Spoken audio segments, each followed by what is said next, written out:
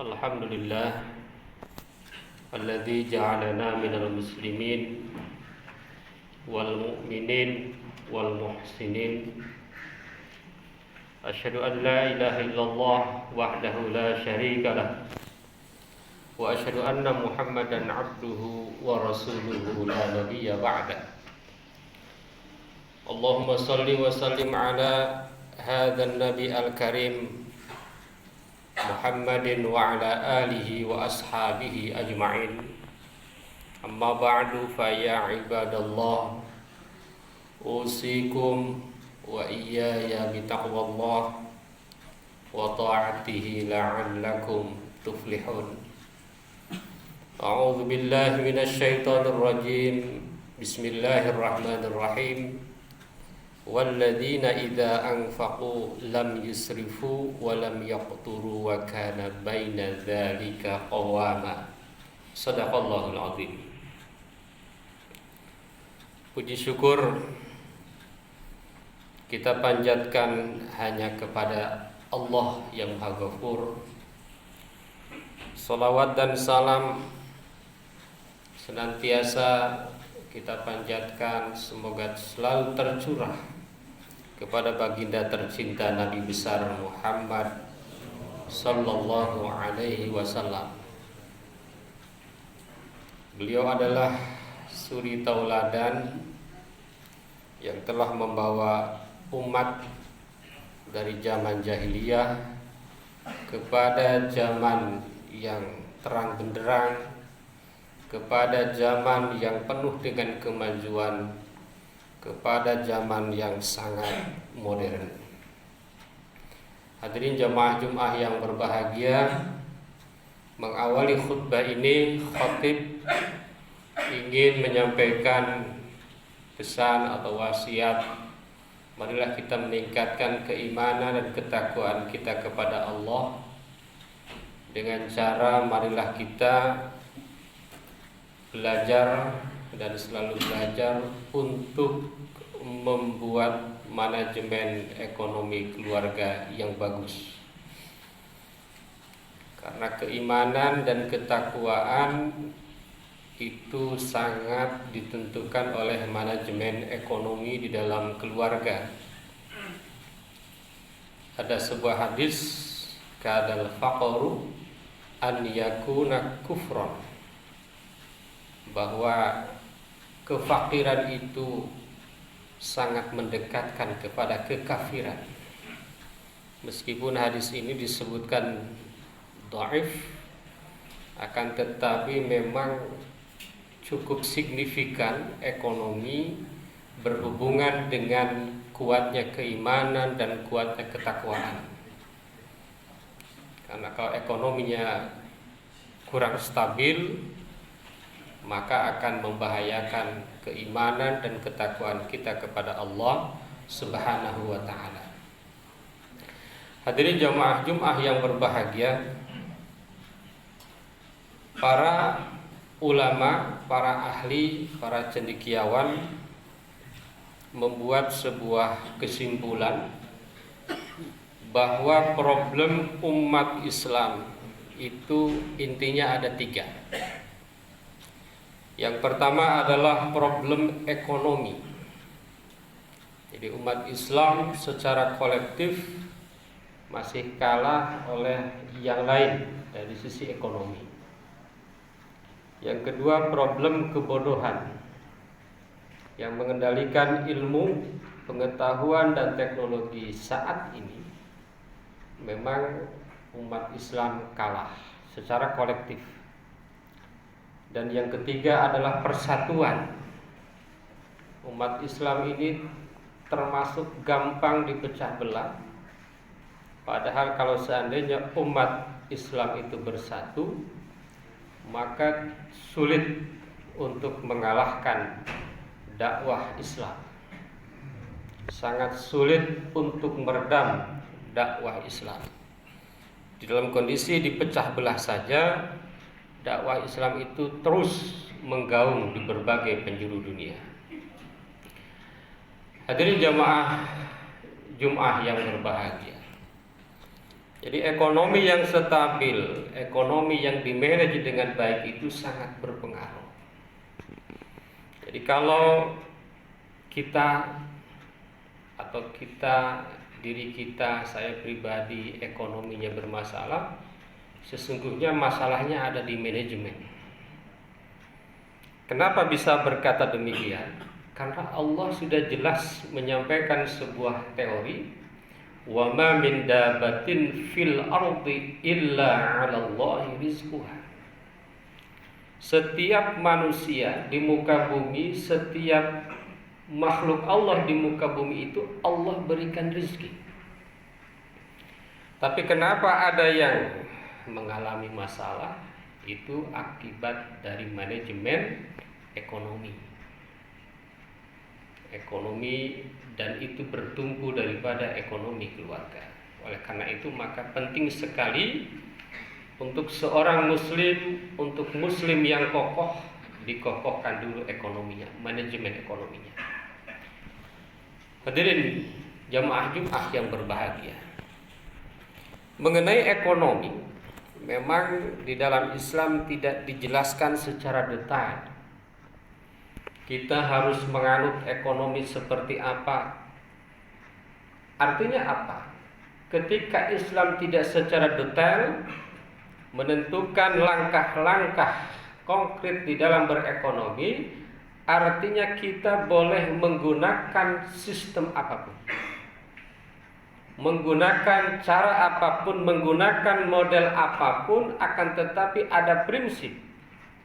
Misalnya di dalam Islam tidak boleh lepas dari tauhid, bahwa kita berekonomi dalam membangun tauhid, dalam membangun dakwah Islam, dalam rangka mengesahkan Allah Subhanahu wa taala, dalam rangka beribadah. Yang kedua, berkeadilan. Tidak boleh umat Islam melaksanakan aktivitas ekonomi yang jauh dari keadilan. Yang ketiga, kenabian, mengikuti sifat-sifat Nabi di dalam berekonomi penuh dengan kejujuran, penuh dengan amanah dan lain sebagainya, dan berbasis keakhiratan. Ketika kita berekonomi, kita tidak hanya mementingkan kepentingan dunia, tetapi juga adalah akhirat. Hadirin jamaah Jumat yang berbahagia. Bagaimana dengan ekonomi keluarga? Dengan ekonomi keluarga maka kita bahas ada 3 hal. Yang pertama dalam mencari income, dalam mencari nafkah, dalam mencari pemasukan. Islam mengajarkan bahwa Nabi sudah mencontohkan kita bisa profesi apapun, dari mulai profesi yang rendah sampai profesi yang paling tinggi. Nabi pernah jadi penggembala, Nabi pernah jadi pedagang, sampai pedagang ekspor impor. Sehingga ketika Nabi usia 40 tahun disebutkan passive income Nabi itu sudah melimpah. Kemudian Nabi diangkat menjadi Nabi dan Rasul. Kemudian Nabi menjadi presiden di zaman itu. Bahkan menurut para ahli tafsir, Nabi bukan hanya presiden, tetapi Nabi juga adalah panglima perang. Nabi juga adalah hakim. Nabi juga adalah jaksa. Jabatan-jabatan apapun dipegang oleh Nabi. Mencari nafkah di bidang apapun, di bidang perdagangan, di bidang peternakan, bahkan di bidang politik sekalipun tidak masalah, asalkan dilakukan dengan prinsip-prinsip tadi. Nabi menyebutkan kalau mau bersih ya bertani, kalau mau ekonomi yang paling bersih ya menjadi petani. Tapi di Jakarta sawahnya udah nggak ada, nggak mungkin jadi petani. Kalau mau kaya jadi pedagang. Nah itu Nabi udah contohkan. Sehingga dalam catatan sejarah harta Nabi itu lebih dari 1 triliun. Tetapi infaknya lebih besar lagi dibanding dengan hartanya. Wakafnya lebih besar lagi. Hadirin jamaah Jumat yang berbahagia, itu dalam hal mencari nafkah, mencari income, mencari pemasukan. Bagaimana dengan distribusi? Nabi mengajarkan ada zakat. Ada zakat. Nah, itu ada prinsip. Sebelum makan, pikirkan dulu ada zakat. Situ. Ada zakat, ada infak, ada sedekah. Dan menurut para ahli ekonomi, pembagian penghasilan kita itu yang bagus itu minimal yang pertama 10% itu untuk kegiatan sosial. Itu menurut ahli ekonomi. Artinya kalau Islam mewajibkan zakat 2,5%, lalu ada lagi menyembelih kurban, lalu ada lagi memberi santunan fakir miskin, sebetulnya 10% itu cukup. Jadi dalam distribusi, kalau mau berkah 10% untuk kegiatan-kegiatan sosial termasuk zakat, infak, dan sedekah. Dan yang saya baca menurut para ahli, kita boleh traveling, jalan-jalan, poya-poya, tetapi yang tidak bertentangan dengan syariat Islam itu 5%. Jangan dibalik. 95% jalan-jalan, 5% untuk yang lain. Jalan-jalan boleh, traveling boleh, tadabbur alam boleh, naik gunung boleh, tetapi 5% saja. Yang pertama harus dialokasikan 10% adalah untuk kepentingan sosial. Kalau Nabi itu saya hitung lebih dari 60%. Tapi umatnya 2,5% aja zakat itu hebat. Kenapa dibilang hebat? Karena laporan Baznas misalnya memang agak menyedihkan. Potensi zakat di Indonesia itu 230-an beberapa tahun lalu triliun. Tetapi yang didapat ketika masih belum pandemi, menurut laporannya sekitar 10 triliun se-Indonesia. Itu dalam hitungan Baznas ya. Jadi ini memang penting untuk dalam distribusi. Kalau kata ininya humornya, katanya umat Islam itu paling bisa ya, paling lemah matematika itu pembagian. Jadi kalau untuk urusan membagi ini paling lemah. Ya, paling lemah. Kalau untuk perkalian bisa, penjumlahan bisa, pembagian ini paling lemah. Hadirin jamaah yang berbahagia, itu dalam hal distribusi penghasilan kita. Jadi selainnya bisa untuk pendidikan, untuk makan, gitu ya. Tapi yang terpenting tadi ada distribusi untuk zakat, infak, dan sedekah. Ada juga untuk yang lainnya, kegiatan-kegiatan tadabbur alam dan sebagainya. Bagaimana terkait dengan, nah ini yang terakhir, konsumsi. Ini manajemen keluarga ini penting perhatikan. Dalam hal konsumsi, Islam memberikan ketentuan-ketentuan. Misalnya yang pertama, tidak berlebih-lebihan. Enggak boleh Islam berlebih-lebihan ya. Ngadain acara besar-besar, poya-poya, nah, itu enggak boleh berlebihan. Itu Islam ya. Yang kedua, di dalam Islam itu ada aturan hanya boleh mengkonsumsi yang baik dan yang halal. Ada ayatnya, ya ayyuhalladzina amanu kulu mimma fil ardi halalan thayyiban wa la tattabi'u khutuwatis syayatin syaitan innahu lakum aduwwum mubin. Jadi walaupun duit ada, enggak boleh kita beli yang tidak halal. Bahkan beli yang tidak bergizi, beli yang mengandung racun, beli yang mengandung bahan-bahan yang berdampak buruk. Itu juga tidak dibenarkan dalam Islam. Yang ketiga, di dalam Islam ketika berkonsumsi kita harus senantiasa menyebut nama Allah, minimal Bismillahirrahmanirrahim. Ketika mau bayar, Bismillahirrahmanirrahim, selalu menyebut nama Allah. Yang keempat, menghalalkan yang halal, mengharamkan yang haram. Di dalam Islam ya, yang haram haramkan, yang halal halalkan, nggak boleh dibalik.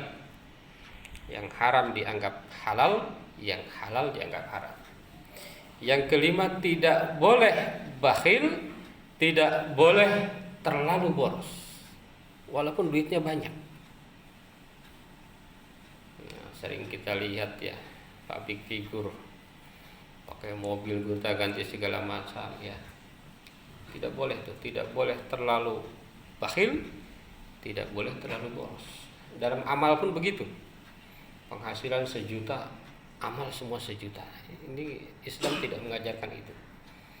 Tadi kan ada ketentuannya, tidak boleh terlalu bakhil, tidak boleh terlalu boros. Wala taj'al yadaka maglulatan ila unuqika wala tabsutha kullal basti fataqud maluman mahsura. Dan yang keenam, Islam mengajarkan dalam konsumsi selalu sederhana.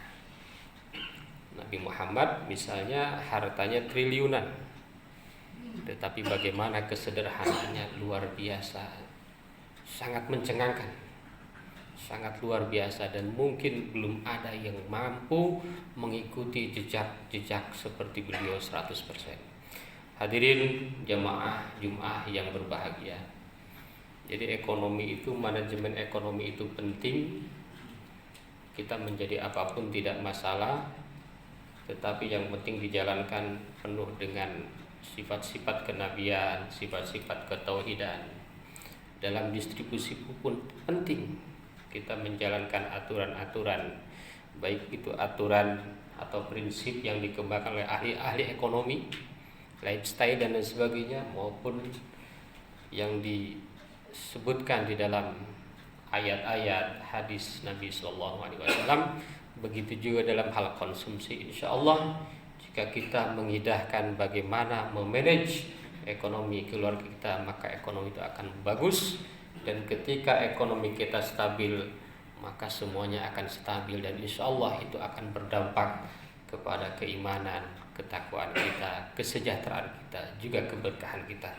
Mudah-mudahan ada manfaatnya. Barakallahu li wa lakum fil Qur'anil azim wa nafa'ana wa iyyakum bima fihi minal ayati wa dzikril hakim. Aqulu qouli hadza astaghfirullahal azim.